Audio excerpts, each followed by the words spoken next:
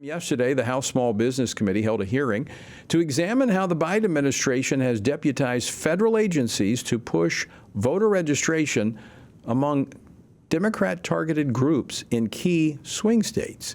Immediately after coming into office in 2021, President Biden signed an executive order that directs federal agencies to get involved in elections. Now, this order allows federal agencies to use tax dollars, that's your dollars, sometimes referred to as Biden bucks, in their electioneering efforts.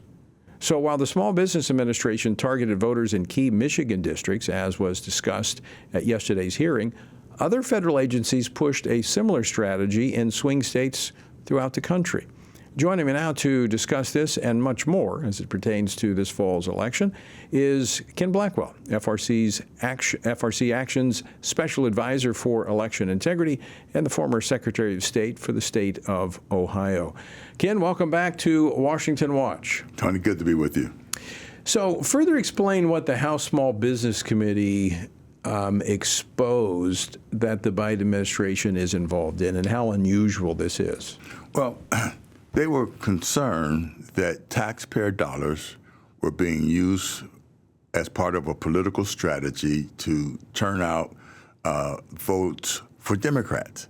And they were concerned that, again, the Small Business Administration was outside of its scope of responsibilities in doing so.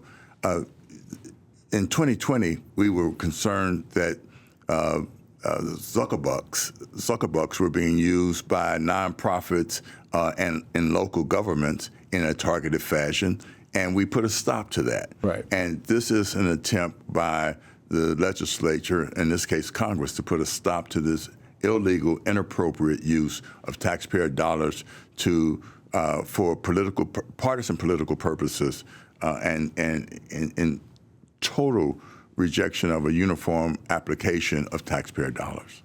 So, Ken Blackwell, let me ask you this. Are there not federal laws prohibiting civil service employees in the executive branch of government from being involved in electioneering?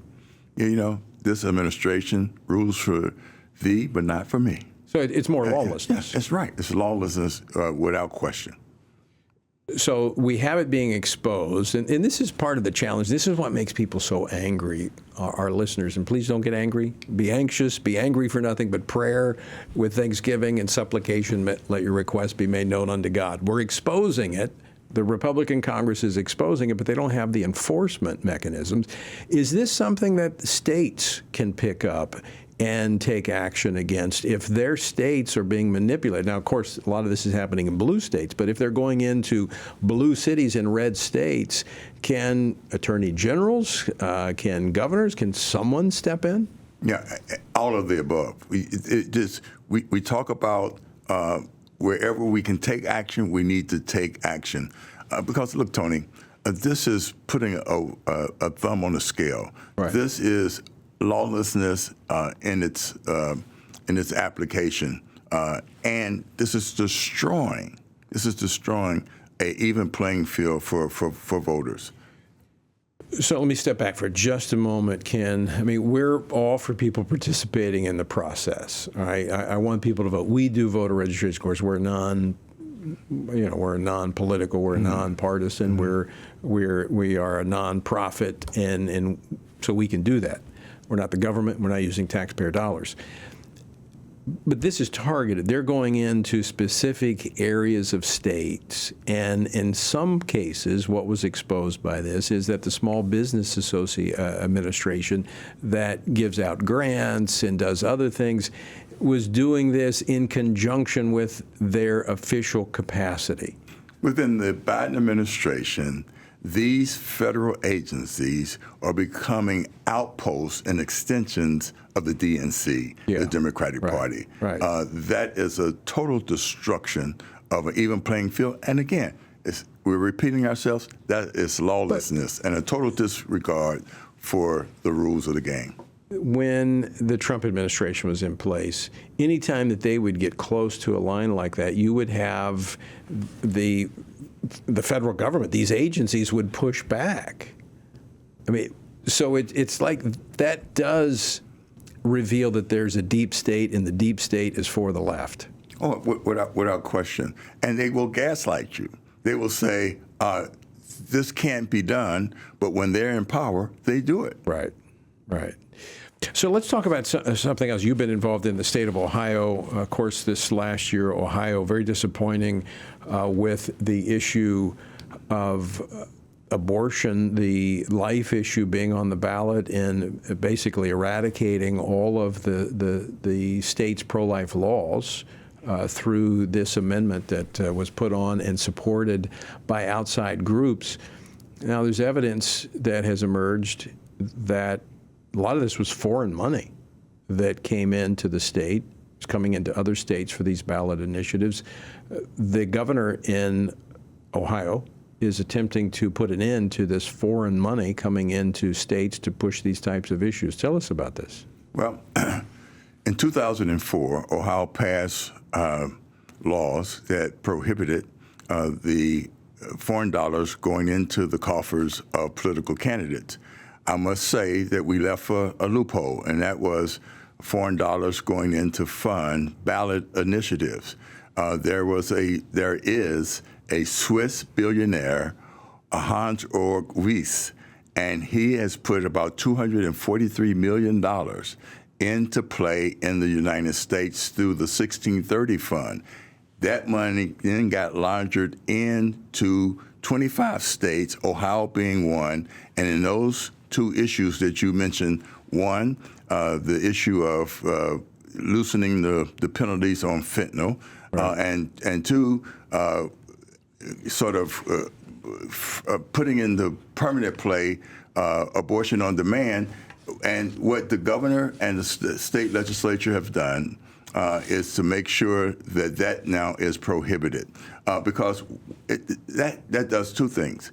It gives foreign influence on our domestic policy, and two, it drives out, and this is why the Democrats like it, it changes the composition, it affects the composition of who turns out to vote. Right. And elections are won or lost by who turns out to vote.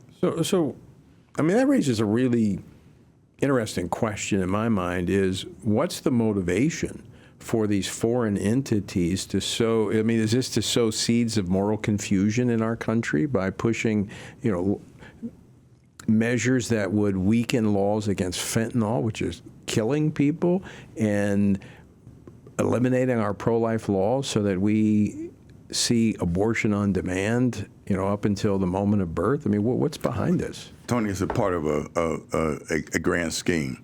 One, to destroy our national sovereignty, and that's part and parcel to what's happening on our southern border, and I would tell you on our northern border also. Yeah, I've heard and the second is to devalue citizenship, and so this is a real struggle between the rule of law and our constitutional republic, and a country that is run by an administrative state and a left-leaning central government. The words of Ben Franklin that he spoke coming out of the Constitutional Convention when they asked him, what form of government do we have?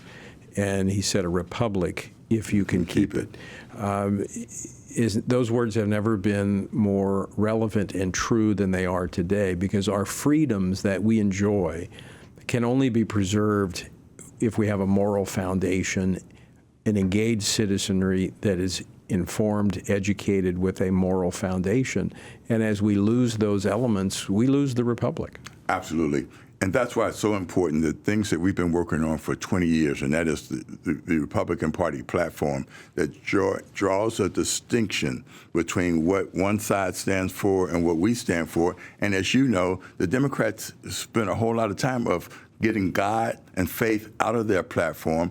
We've made sure that it stays in our platform, but you're absolutely right. If you can destroy the moral basis of the rules and regulations and the constitutional foundation of our country, you create a situation of relativism, and that is easy for a dictatorship, right, for an administrative state to administer. Tony, this is what we know, that if elections are determined within what I call the margin of litigation, the left has put together a lawfare strategy that leans in their direction. What we have to do in terms of getting our base out is creating a margin of victory that is too big to rig.